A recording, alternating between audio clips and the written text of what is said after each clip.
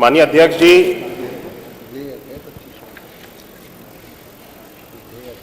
बार बार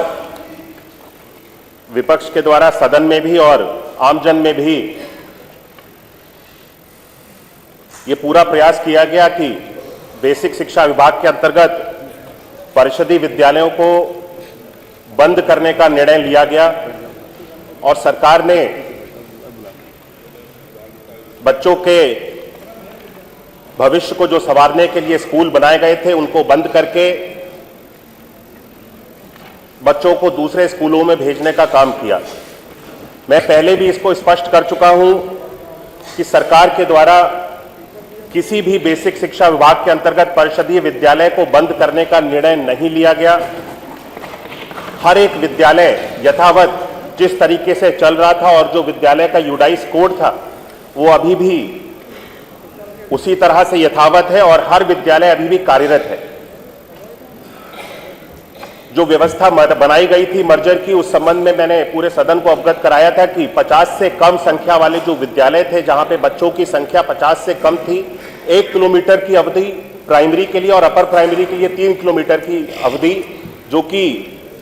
निर्धारित है आरटी के अंतर्गत, उसका पालन करते हुए जो विद्यालय 1 किलोमीटर के अंतर्गत था उस विद्यालय में बच्चों को मर्ज किया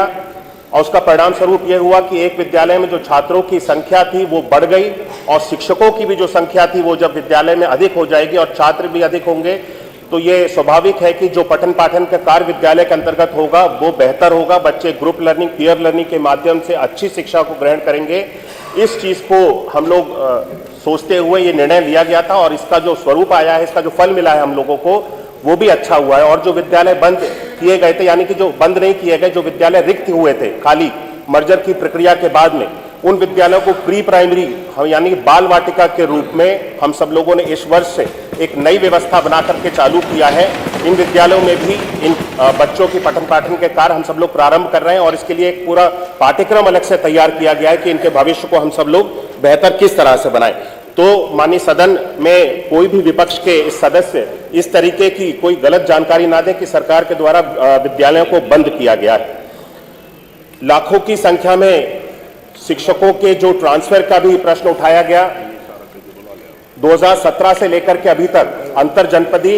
और जनपद के अंदर भी समायोजन दोनों किए गए और लाखों की संख्या में शिक्षकों का तबादला हुआ है, ट्रांसफर हुआ है और ऑनलाइन एक पारदर्शी व्यवस्था का पालन करते हुए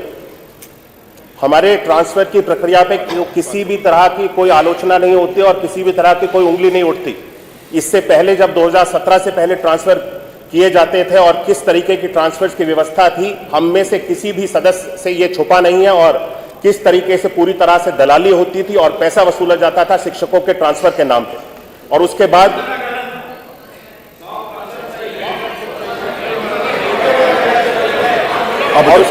भी उस शिक्षक को ये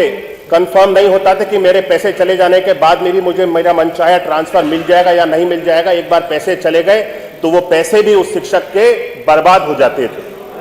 आज इस व्यवस्था को पूरी तरह से पारदर्शी बनाया गया है।